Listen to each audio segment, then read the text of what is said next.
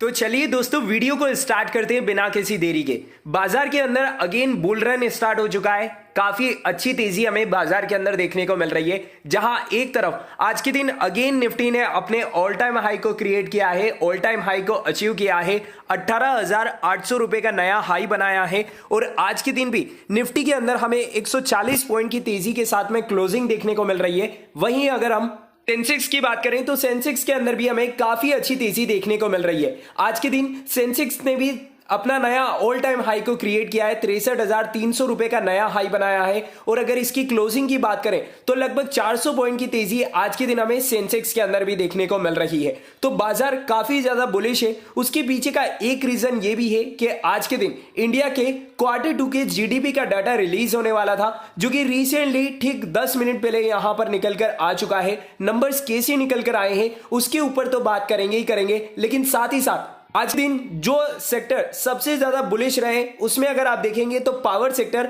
Metal sector और auto sector में काफी अच्छी तेजी देखने को मिली है। लेकिन इन्हीं के साथ में एक और सेक्टर है जहां पर काफी अच्छी तेजी हमें देखने को मिली है, वो है रियलिटी सेक्टर। वहां पर भी हमें काफी अच्छी तेजी देखने को मिल रही है। तो ओवरऑल मार्केट की इस तेजी के पीछे की वजह जानने की कोशिश करें तो आज के दिन इंडिया के Q2 के जीडीपी के नंबर्स आने वाले थे और नंबर्स काफी अच्छे आने की यहां पर एक्सपेक्टेशंस रखी गई थी, क्योंकि जिस प्रकार से इंडिया की जीडीपी ग्रोथ प्रेडिक्ट करी गई थी उसके अकॉर्डिंग ये साल इंडिया की जीडीपी के लिए, इंडिया की इकोनॉमी के लिए काफी ज्यादा अच्छा होने वाला है। तो आप देख सकते हैं यहां पर लाइव अभी नंबर्स निकल कर आ रहे हैं। आप देख सकते हैं रिसेंटली ये न्यूज निकल कर आई है जिसमें India GDP Q2 growth live updates, जहां पर जुलाई टू सितंबर मंथ के जो जीडीपी के नंबर्स निकल कर आए हैं वो 6.3% के निकल कर आए हैं। अगर हम इसे ईयर ऑन ईयर बेसिस पर कंपेयर करें तो लास्ट ईयर जो हमारे जीडीपी की ग्रोथ थी Q2 की वो 8.4% की थी। तो ईयर ऑन ईयर बेसिस पर जो हमारी ग्रोथ है वो डिक्लाइन हुई है। अब अगर हम जीवीए की बात करें तो वहां पर जो नंबर्स निकल कर आए हैं वो 5.6% के निकल कर आए हैं, और उसे भी अगर ईयर ऑन ईयर बेसिस पर कंपेयर किया जाए तो 8.3% लास्ट क्वार्टर में थे। तो यहां पर आप देख सकते हैं कि नंबर्स जो निकल कर आए हैं वो यहां पर गिरावट में देखने को मिल रहे हैं ईयर ऑन ईयर बेसिस पर। वहीं अगर हम जुलाई टू सितंबर के अगर नॉमिनल जीडीपी ग्रोथ देखें तो 16.2% की रही है, जो कि लास्ट ईयर सेम क्वार्टर में 19% की थी। और अगर सेक्टर वाइज ग्रोथ देखें तो 4.6% की रही है, जो कि लास्ट ईयर 3.2% की थी। तो अगर हम sector wise growth, farm sector growth को अगर छोड़ दें तो बाकी नॉमिनल जीडीपी ग्रोथ भी यहां per year on year basis पर डिक्लाइन हुई है, और हमारी जो एक्चुअल जीडीपी है वहां पर भी हमें गिरावट देखने को मिल रही है।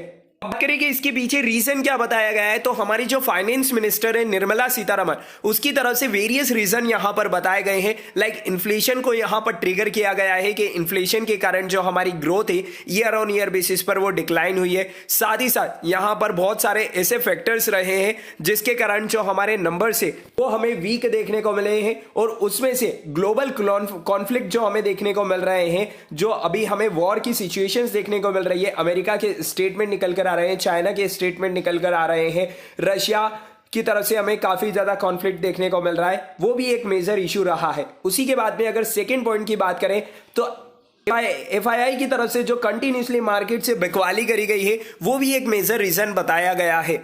तो बात करें कि इन नंबर्स के आने के बाद में क्या कल मार्केट के अंदर हमें गिरावट देखने को मिल सकती है, तो मार्केट जिस ट्रेंड में अभी चल रहा है वो ट्रेंड काफी ज्यादा बुलिश है।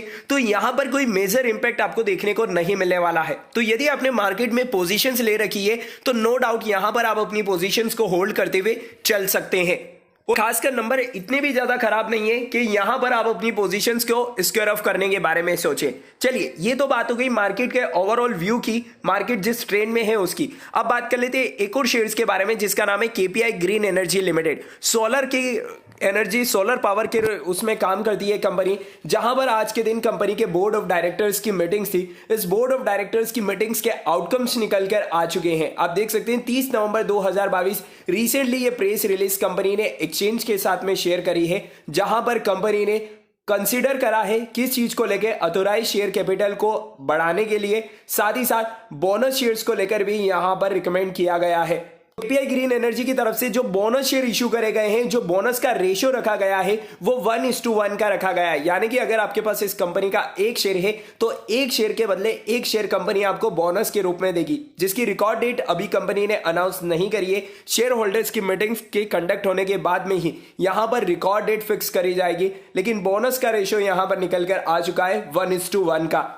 लेकिन बात आती है कि क्या सिर्फ बोनस को देखकर आपको इस कंपनी के अंदर इन्वेस्टमेंट करना चाहिए? तो बिल्कुल नहीं। यहां पर हम केपीआई ग्रीन एनर्जी को एक डिटेल में एनालिसिस करने वाले हैं कि क्या आपको इस कंपनी के अंदर निवेश करना चाहिए या फिर नहीं करना चाहिए। सबसे पहले अगर आज के इसके ट्रेडिंग सेशन की बात करें तो आज के दिन काफी अच्छे मूवमेंट हमें शेयर के अंदर देखने को मिले। ऑलमोस्ट 5% की तेजी देखने को मिल रही है। उसके पीछे का रीजन भी है कि आज के दिन कंपनी के बोर्ड ऑफ डायरेक्टर्स की मीटिंग थी और शेयर होल्डर्स कंपनी के बोर्ड ऑफ डायरेक्टर्स की मीटिंग से काफी ज्यादा खुश है।